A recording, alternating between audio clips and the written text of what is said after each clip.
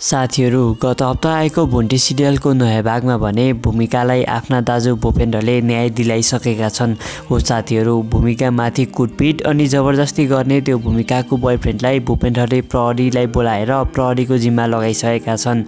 गत हप्ता आएको भुन्टी सिरियलको नयाँ भागमा भूमिका, भूपेन्द्र अनि भुन्टी भएर यो सब कामहरू गरेका छन्। यो सब काम गर्दाखेरि भने घर परिवार र गाउँ समाज कसैलाई पनि थाहा छैन। उनीहरू तीनजना मिलेर नै भूमिकालाई न्याय दिएका हुन्। हो साथीहरू, तपाईहरुलाई यो काम कस्तो लाग्यो? भूपेन्द्र, भूमिका र भुन्टीले मात्रै गरेको यो काम हजुरहरूलाई कस्तो लाग्यो? तल खाली रहेको कमेन्ट सेक्सनमा लेख्न भने नबिर्सिनु होला। सुरुमा त भूमिकाले आफूमाथि घटेको यत्रो ठुलो घटना दाजु भाउजूले सोद्धा पनि नभनिकन आफूभित्रै लुकाएर राखेकी थिइन्। हो साथीहरू, उनले दाजु भाउजूको डरले गर्दाखेरि अनि गाउँ समाजको डरले गर्दाखेरि यो सब गरेकी हुन्। भूमिकालाई गाउँ समाजदेखि डर लागेको हुन्छ। यदि यो कुरा गाउँ समाजले थाहा पाए भने मेरो इज्जत जान्छ। मेरो इज्जत साथसाथै घर परिवारको पनि इज्जत जान्छ। त्यही भएर मैले यो कुरा आफूभित्रै राख्नुपर्छ भनेर भूमिकाले आफूभित्रै लुकाएर राखेकी थिइन्।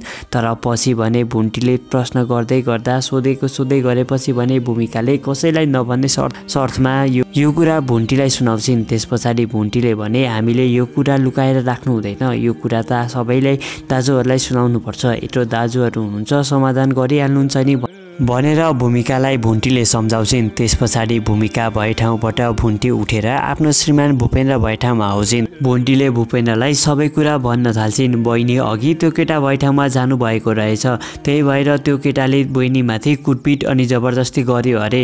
यो कुरा हामीसँग लुकाएर राख्नु भएको रहेछ। मैले उहाँलाई सम्झाइ बुझाइ गरिसकेपछि तपाईँलाई मात्रै भन्छु भनेर आएकी हुँ भनेर सबै कुरा भूपेन्द्रलाई भन्छिन्। त्यस पछाडि भूपेन्द्र भने त्यो केटादेखि एकदमै रिसाउँछन्। त्यो केटा कहाँ छ? होइन, त्यसलाई म त्यसको हातखुट्टा भाँचेर त्यसलाई मारेर फालिदिन्छु। त्यसले अबदेखि कुनै पनि केटीको अनुहारमा हेर्दैन, त्यस्तो बनाइदिन्छु भन्दै रिसले चुर भएका भूपेन्द्रले भने भुन्टीलाई सुनाउन थाल्छन्। त्यति नै बेला भुन्टीले भने हामी आवेशमा आउनु हुँदैन, त्यसलाई कानुन अनुसारको सजाय दिनुपर्छ। त्यो अपराधलाई हामीले सजाय दिएरै छोड्नुपर्छ। तर गल्ती त हाम्रो बहिनीको पनि छ। यदि हाम्रो बहिनी त्यसले बोलाए ठाउँमा नजानु भएको भए आज यो अवस्था आउने थिएन। मैले बहिनीलाई पहिले पनि सम्झाएको थिएँ, तर मैले यस्तै हुन्छ भनेर पहिले पनि सम्झाउँदा बहिनीले मेरो कुरा सुन्नु नै भएन भनेर भुन्टीले आफ्ना श्रीमान भूपेन्द्रसँग गुनासो पोख्न थाल्छिन्। बहिनीको कारणले गर्दा रिसमा परेका भूपेन्द्रले भने यति बेला आफ्नै श्रीमती भुन्टीलाई पनि नराम्रो सोच्न थालेका छन्। उता तिमी त मेरी बहिनीको दुश्मन हो कि क्या? अनि यति बेला बहिनीलाई नै अप्ठ्यारो परेको छ। यस्तो अप्ठ्यारो परेको बेलामा पनि उल्टे आफ्नै बहिनीको, आफ्नै नन्दको गल्ती देखाउँछौ त? त्यो केटाको चाहिँ गल्ती नै छैन जस्तो कुरा गर्छौ भनेर आफ्नै श्रीमती भुन्टीसँगै रिसाएका छन्। यति बेला यसरी भुन्टीसँगै रिसाएका भूपेन्द्रले भने तिमी अब मसँग बोल्न पर्दैन, तिमी आफ्नो काम गर, जे गर्छु म आफै गर्छु भनेर भुन्टीलाई थर्काएर त्यहाँबाट बहिनीको कोठामा जान्छन्। भूपेन्द्र त्यहाँबाट जानुभन्दा अगाडि भुन्टीले आफ्ना श्रीमान भूपेन्द्रलाई मैले बहिनीको बारेमा नराम्रो सोचेको होइन, मैले त्यो केटाको पनि गल्ती छैन भन्न खोजेको होइन, त्यो केटाको गल्ती छ, त्यसलाई हामीले कानुन अनुसारको सजाय दिनुपर्छ मात्रै भन्न खोजेको हो। यता मैले त हाम्री बहिनीको पनि गल्ती थियो, हामीले सम्झाउँदाखेरि बहिनीले बुझ्न नै खोज्नु भएन मात्रै भन्न खोजेको हो भनेर आफ्ना श्रीमान भूपेन्द्रलाई सम्झाउँछन्। त्यस पछाडि भने भूपेन्द्रले तिमी अब चुप लागेर बस, म जे गर्छु आफै गर्छु भनेर उता बहिनीको कोठातिर लाग्छन्। भूमिका भने सुतिरहेकी हुन्छन्। रिसमा रहेका भूपेन्द्र भने ठुल्ठुलो स्वरमा भूमिकालाई कराउँदै ओए भूमिका, छिटो उठ, तँलाई के भएको छ मलाई नढारिकन खुरुक्क नभन्। तेरी भाउजूले मलाई के कुरा लाउँदै थिए, के यो सत्य हो कि होइन भनेर भूपेन्द्रले थर्काउन थाल्छन्। त्यस पछाडि भूमिका भने ला मैले अघि भाउजूलाई भनेको कुरा त गएर दाजुलाई भन्नुभएछ क्यार, अब मलाई दाजुले मार्नु हुने पर्यो। यदि गाउँ समाजले सोच्यो भने पनि मलाई के सोच्छन् होला भनेर उता भूमिका भन्ने डराउँछिन्। त्यस पछाडि भूमिकाले भने आफ्ना दाजुले सोधेपछि तपाईँ ढोका लाउनुहोस्, उता ठुला दाजु र भाउजूले सुन्नुभयो भने हामीलाई के सोच्नु होला, मलाई के सोच्नु होला, मेरो त इज्जत जान्छ, पहिले तपाईँ ढोका लगाउनुहोस् अनि सबै कुरा तपाईँलाई भन्छु भनेर भूमिकाले भन्दाखेरि आफ्नै दाजुलाई पनि डाँट्छिन्। उता भूमिकाले आफ्नै भाउजू भुन्टीलाई पनि आफ्नो दाजुसँग नराम्रो बनाएकी छिन्। भूमिकाले आफ्ना दाजु भूपेन्द्रले सोद्धाखेरि भने सबै कुरा ढाँट्छिन्। मलाई त्यो केटाले धोका मात्रै दिएको हो, अरू केही पनि होइन। मलाई तपाईँको अगाडि नराम्रो देखाउनको लागि भाउजूले कुरा बढाइ चढाइ गएर लगाउन सक्नुहुन्छ। त्यही भएर तपाईँले भाउजूको कुरा पत्याएर मलाई गाली नगर्नुहोस्, मलाई अरू केही पनि भएको छैन, मलाई त्यसले केही पनि गरेको छैन, त्यसले त मलाई धोका मात्रै दिएको हो। त्यही भएर त्यही कारणले गर्दा म दुखी भएकी हो हो भनेर उता भूपेन्द्रसँग सबै कुरा लुकाउँछिन्। भूमिकाले यति भनिसकेपछि भूपेन्द्र भने रिसाउँदै आफ्नी श्रीमती भुन्टी भए ठाउँमा जान्छन्। भुन्टी भए ठाउँमा गएर भूपेन्द्र भने थर्काउन थाल्छन्, तिमीले के मेरी बहिनीलाई मेरो अगाडि नराम्रो देखाउनको लागि जे पाए त्यही कुरा लगायो होइन? उता भूमिका त मलाई केही पनि भएको छैन, त्यसले धोका मात्रै दिएको हो भनेर भन्छ त किन तिमीले नचाहिने कुरा लगाएको मलाई भनेर मलाई किन बित्थामा टेन्सन दिएको भनेर उता भूपेन्द्रले भने आफ्नी श्रीमती भुन्टीलाई कराउन थाल्छन्। यसरी भुन्टीले सत्य कुरा बोल्दा पनि उता भूमिकाले आफ्नी भाउजू भुन्टीलाई आफ्नो दाजुसँग नराम्रो बनाउनको लागि फसाएकी छिन्।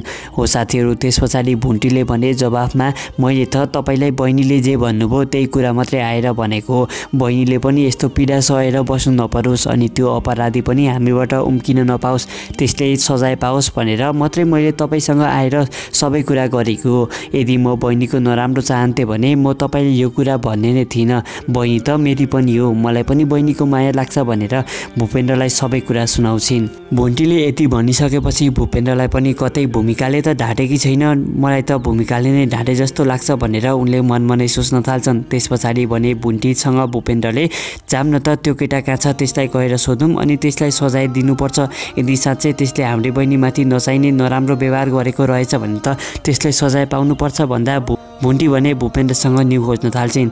यदि बहिनीले नै केही गरेको छैन भनिसकेपछि हामी के खोज्न त्यहाँ भए ठाउँमा जानु, हाम्री बहिनी भन्दा राम्रै केटी पाए होला अनि हाम्री बहिनीलाई छोडिदियो होला, त्यसलाई गाली गर्न अब हाम्रो के अधिकार र भनेर उता भूपेन्द्रसँग न्यु खोज्न थाल्छिन्। त्यस पछाडि भूपेन्द्रले भुन्टीको हात समाउँदै भूमिका भए ठाउँमा लिएर आउँछन्। भूपेन्द्रले भुन्टीलाई पनि सँगै लिएर भूमिकाको कोठामा गइसकेपछि भने भूमिकालाई प्रश्न गर्छन्, तैँले किन भाउजूसँग एउटा कुरा अनि मसँग एउटा कुरा गर्छेस्, किन कुरा लुकाइरहेकी छेस्, साँचो कुरा खुर्कन भन् भनेर सोद्धाखेरि फेरि पनि आफ्ना दाजु भूपेन्द्रलाई ढाँट्न खोज्छिन्।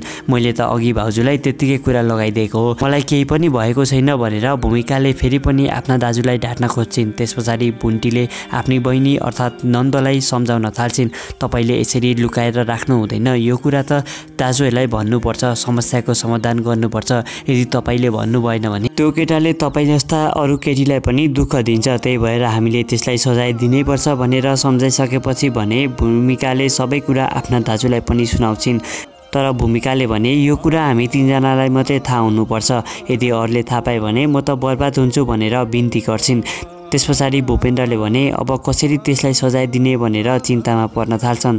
त्यस पछाडि भूपेन्द्र र भुन्टी अनि भूमिका भएर हस्पिटल जाने बाहनामा घरमा बाहना बनाएर निस्किन्छन्। बाहिर निस्किँदा भने भूपेन्द्रका ठुला दाजु पनि भूपेन्द्रसँगै जान चाहन्छन्, तर भूपेन्द्रले भने आफ्ना दाजु र भाउजूलाई तपाईँहरू बस्दै गर्नुहोस् भनेर त्यहाँबाट बाहिर निस्किन्छन्। त्यहाँबाट बाहिर निस्केर भूमिकाहरू भने उता केटोलाई खोज्नको लागि त्यो बस्ने घरमा जान्छन्। भूमिकालाई भने त्यो केटाले यो मेरो घर हो अनि म यहाँ बस्छु, मेरा बुवा आमा भने विदेशमा हुनुहुन्छ भनेर सबै कुरा ढाँटेको हुने रहेछ।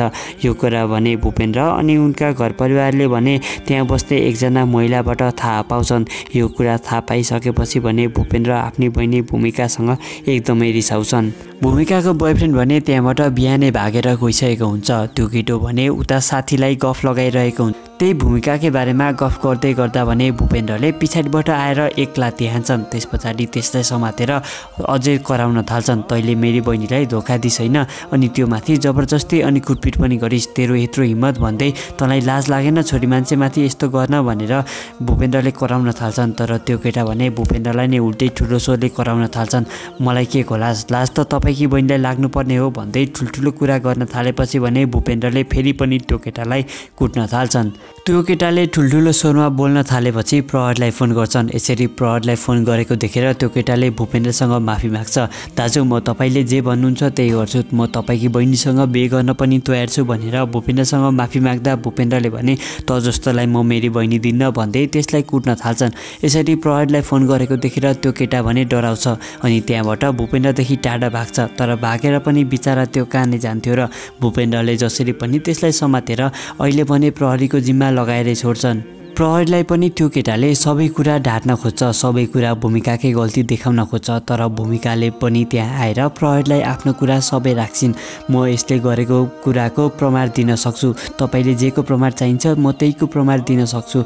यसले म माथि कुटपिट गरेकै हो अनि म माथि जबरजस्ती गरेकै हो भनेर सबै कुरा भनिसकेपछि भने प्रहरीले पनि त्यो केटालाई अनि भूमिका अनि भूपेन्द्रहरू सबैलाई प्रहरी चौकी लिएर गएको छ। हो साथीहरू, भूमिकालाई त्यो केटा विरुद्ध उजुरी हाल्नको लागि प्रहरीले भूमिका अनि भूपेन्द्र र बोन्टीलाई पनि सँगै लिएर गएको। साथीहरू, अब आउने भागमा के हुनसक्छ तपाईँहरूलाई लागेको विचार अनि प्रतिक्रिया तल खाली रहेको कमेन्ट सेक्सनमा भने लेख्न नबिर्सिनुहोला।